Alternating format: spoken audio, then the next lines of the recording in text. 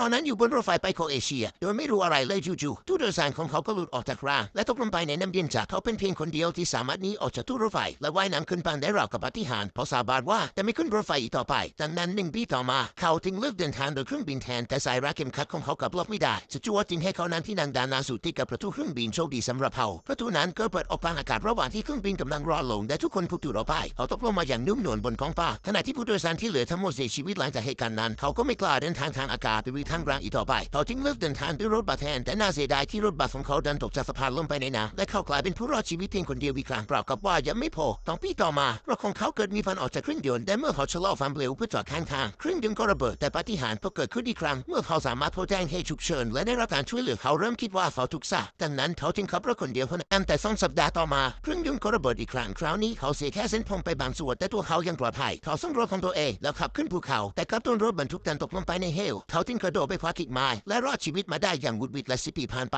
โดยไม่มีอะไรเกิดขึ้นจนกระทั่งวันหนึ่งเขาเดินอยู่บนทางเขาและโดนรถบัสชนถึงแม้ชีวิตจะเต็มไปด้วยโชคร้ายเขาก็ยังแต่งงานเป็นครั้งที่5กินซัมบัลหลังจากนั้นเขามีอายุยืนถึง87 ปีก่อนจะเสียชีวิตด้วยสาเหตุธรรมชาติ